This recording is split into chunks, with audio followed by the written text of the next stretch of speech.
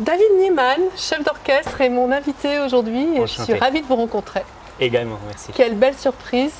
Vous êtes le chef invité pour ce concert symphonique avec l'Orchestre régional Avignon-Provence. Aimez-vous Brahms? Voilà. C'est une question que je vous pose. J'aime beaucoup Brahms, oui, c'est sûr. Comme un musicien allemand, je pense que Brahms est comme le pain pour nous. C'est quelque chose on aime beaucoup, c'est quelque chose on connaît beaucoup. Je connais toutes les œuvres symphoniques depuis mon enfance. Voilà. Depuis votre enfance, ça veut dire que vous avez grandi avec Brahms? On peut le dire, oui, c'est vrai. Mes parents sont des musiciens aussi. En fait, ma mère était une prof de piano. Donc, j'ai eu un contact avec la musique classique de mon enfance, vraiment, très tôt. Et j'ai toujours écouté les symphonies de Brahms dans des concerts avec beaucoup des orchestres différents parce qu'en Allemagne, le répertoire de Brahms, c'est vraiment le cœur de notre répertoire. Je pense que chaque orchestre joue peut-être les symphonies de Brahms presque chaque saison. C'est vraiment quelque chose d'important pour nous.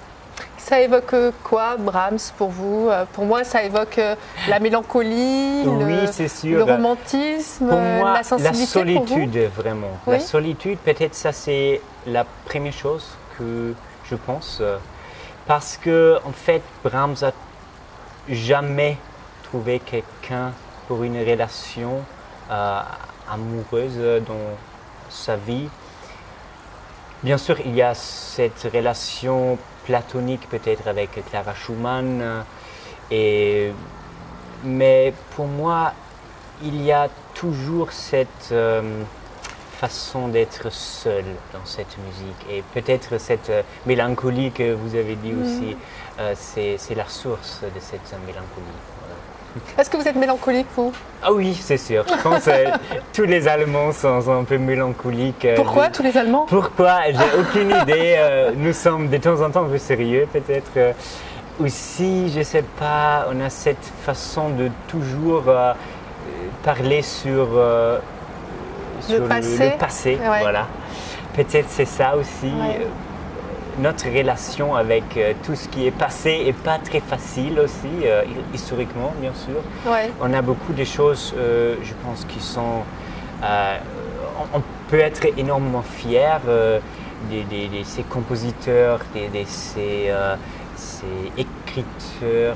Écriture, voilà, comme Goethe, comme Schiller. On a cette grande tradition qui est énorme. En même temps, on a une tradition historique qui est terrible. Qui est difficile, oui, ouais. c'est ça. Et je pense dans cette tension-là, il y a peut-être cette mélancolique, mais aussi les temps ne sont pas comme à Avignon.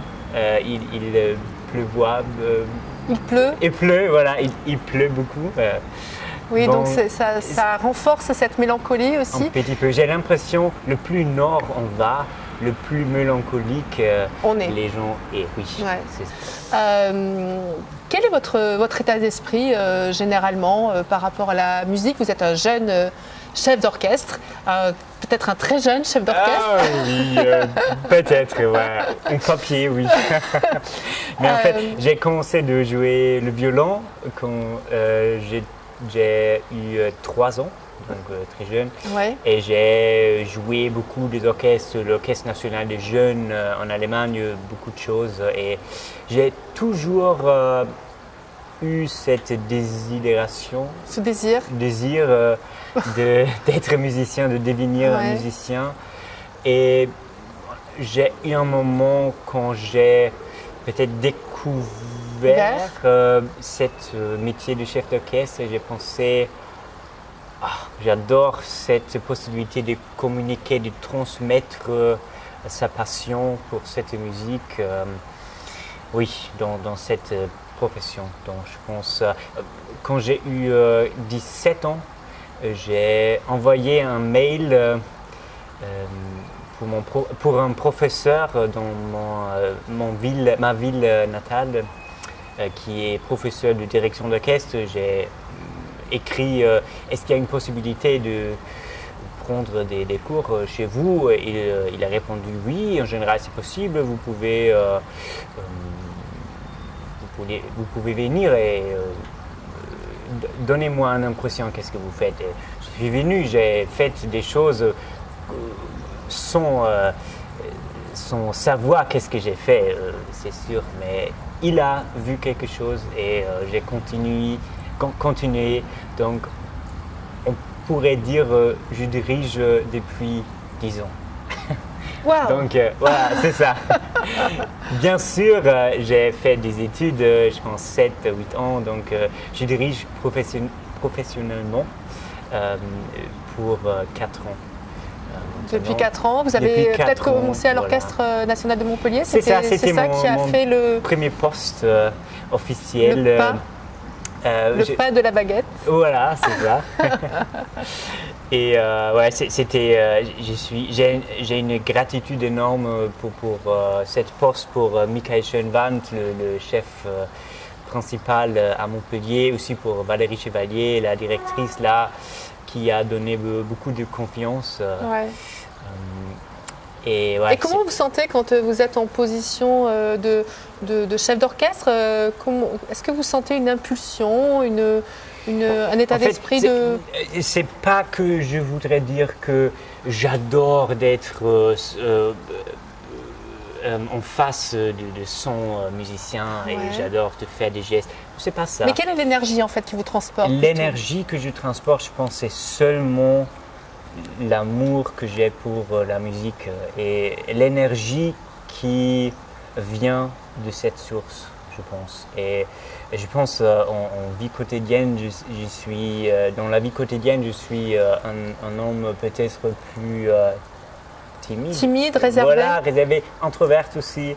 Mais il y a un moment quand je suis peut-être à face de l'orchestre, à la tête d'orchestre, il y a quelque chose qui change et c'est vraiment sur la musique et il y a une source d'énergie et de la passion qui simplement explode. Voilà. Quel est votre principal défaut?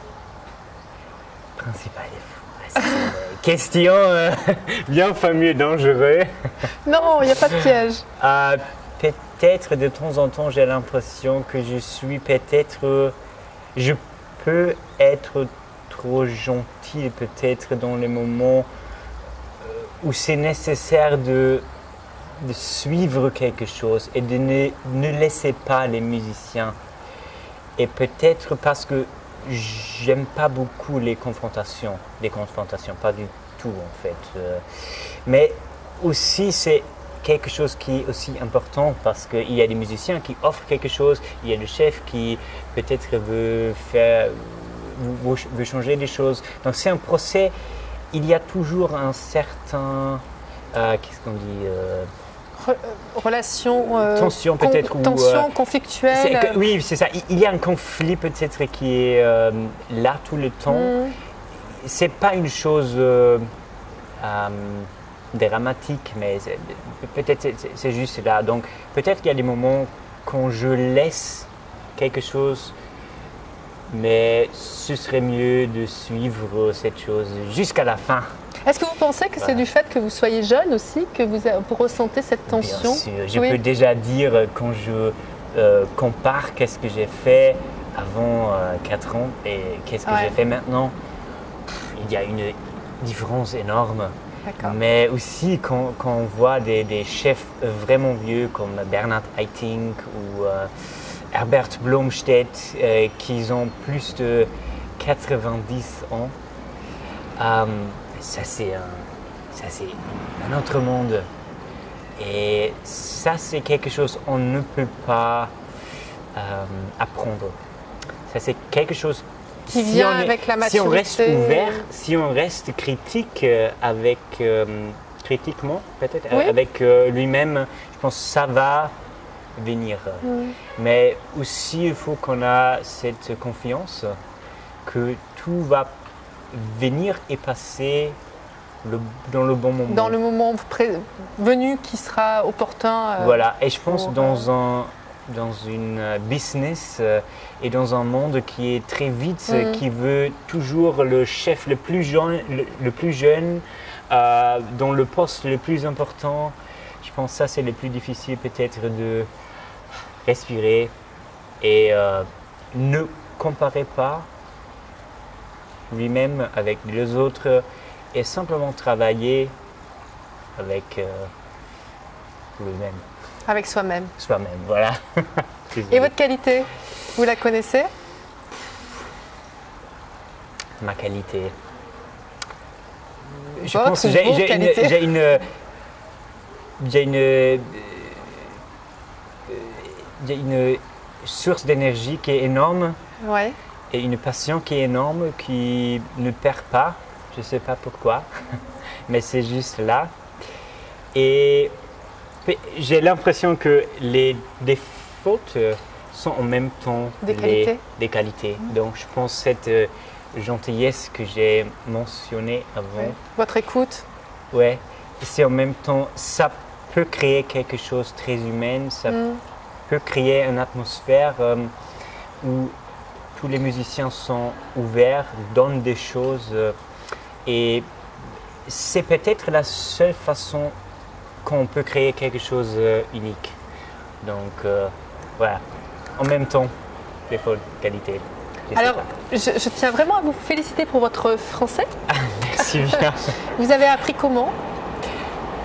Autodidacte, vraiment. Ouais. Oui, parce que quand je suis arrivé à Montpellier, il y a 4 ans, je parlais pas du tout français. D'accord, donc ça donne espoir. Oui, mais la première semaine, j'ai eu 10 répétitions avec l'orchestre, je ne sais pas. Au début, j'ai fait 2-3 séries importantes avec l'orchestre, avec beaucoup de programmes. Donc c'était, en allemand on dit, j'ai appris de nager, voilà, très vite, autodidacte. J'ai fait beaucoup d'erreurs. En fait, le problème c'est que, le problème en même temps c'est cette façon d'autodidacte parce que comme on est le chef, il n'y a pas beaucoup de gens qui corrigent. Donc il y a beaucoup des habitudes, des erreurs que je fais. Mais il y a un moment quand je vais faire un cours français. En français. En français, ouais, c'est sûr. Peut-être, voilà, peut-être bientôt, j'espère. Vous avez parlé tout à l'heure de Montpellier, de Marseille, des régions que vous aimez bien. Vous avez pu découvrir la région? Absolument. En fait, j'ai travaillé à Lille une fois, c'est vraiment nord. Ouais. Oui, c'est très le nord. Oui, c'est très nord, c'est comme un autre pays en termes de temps, en termes aussi des gens. J'ai l'impression c'est plus proche d'Allemagne, c'est peut-être plus précis, plus discipliné, mais il manque peut-être aussi de temps en temps cet dernier feu qui est là, ici, dans le sud. Mais par exemple, j'étais à Nancy avec l'Orchestre symphonique et lyrique de Nancy il y a quelques semaines et j'ai passé des semaines très agréables. C'était une expérience complètement différente vraiment entre le sud et les villes plus nord. Mais j'aime tous les deux. C'est la même chose, les qualités et les défauts sont proches. Un petit mot sur les musiciens de l'orchestre, comment vous avez approché cette rencontre? C'est toujours quelque chose...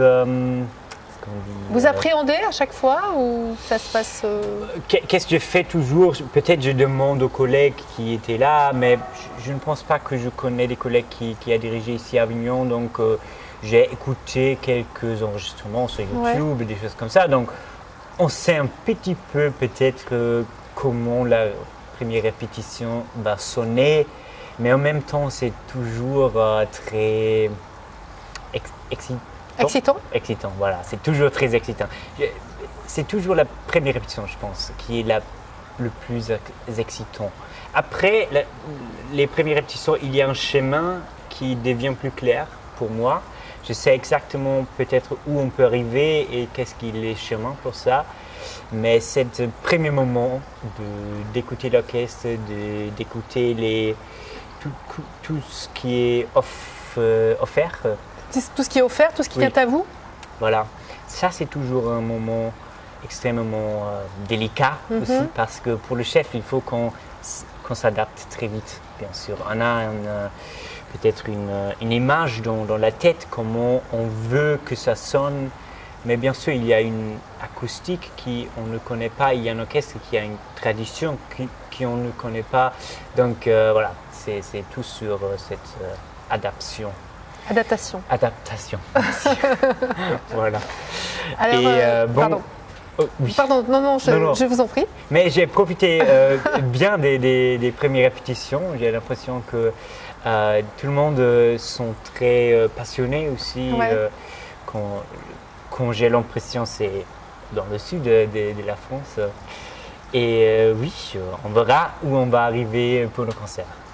Alors, un jeune chef comme vous, qu'est-ce que vous écoutez comme musique, à part Brahms, à part, à part En fait, des compositeurs pas beaucoup de choses parce Ouais. que je lis beaucoup de partitions, donc comme chef, comme musicien, je pense, on a de la musique dans la tête presque toute la journée. D'accord. Donc le soir, j'essaie vraiment de calme et d'avoir un petit peu de la silence dans ma tête Ouais. aussi. Si on a 6 heures de répétition, c'est pas évident, c'est pas facile parce qu'il y a des mélodies qui sont répétitions éternelles. c'est pas facile de temps en temps. Mais j'aime bien du jazz.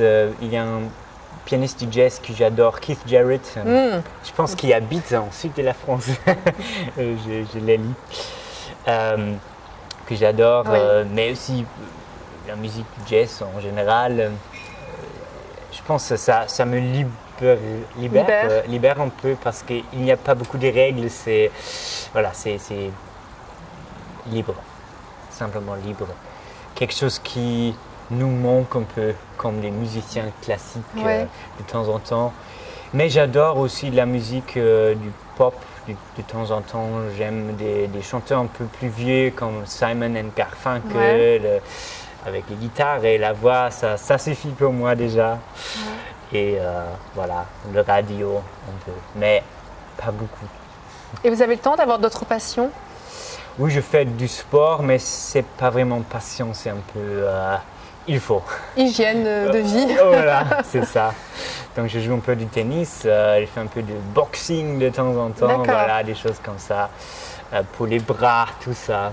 Ouais. Pour le dos. C'est important la musculation aussi pour vraiment, la direction de musique. Et si on fait des opéras, c'est encore plus long, physiquement c'est dur.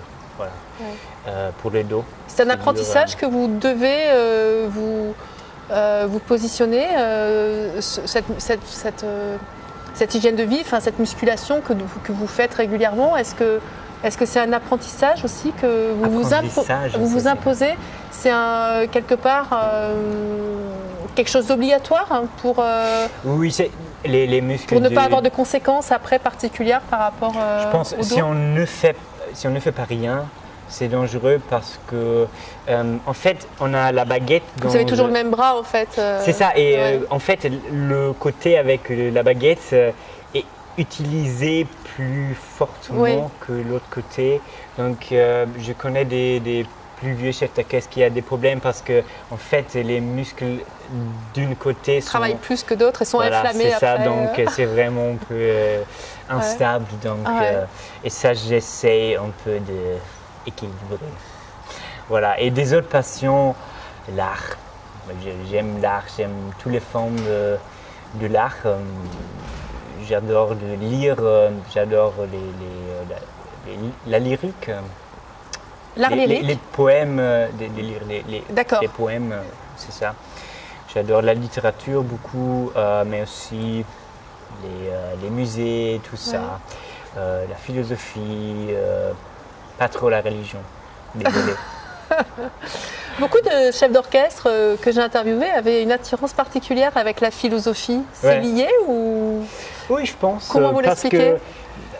Comment réfléchir sur des œuvres, il y a beaucoup de questions fondamentales, des questions philosophiques qui viennent Donc pour moi, c'est simplement intéressant aussi parce que cette façon, dans la philosophie, la façon de la logique, si on a une partition, tout c'est un peu vague. Il faut qu'on trouve son chemin. Et dans la philosophie, en même temps, il n'y a pas du tout des résolutions, pas du tout des réponses et en même temps, tout c'est très logique. Et j'ai l'impression que cette façon de deux côtés peut-être, C'est une alchimie. c'est ce qui m'intéresse. Ouais, parce que dans la musique, c'est la même chose. Si on fait une interprétation, il faut qu'on fasse des choix, vraiment. Et en même temps, on ne peut pas faire des choix. Il y a beaucoup de possibilités. C'est infinitement ces possibilités. Ce sont infinies. C'est infini. C'est infini. Et peut-être c'est un peu la même façon. Merci beaucoup, David Niemann. Il fait presque nuit. C'est vrai, il fait un peu froid maintenant, mais les temps sont magnifiques. Voilà, c'est presque le printemps. Oui, c'est l'été pour un Allemand en fait. Merci infiniment pour cette rencontre. Également, Merci beaucoup.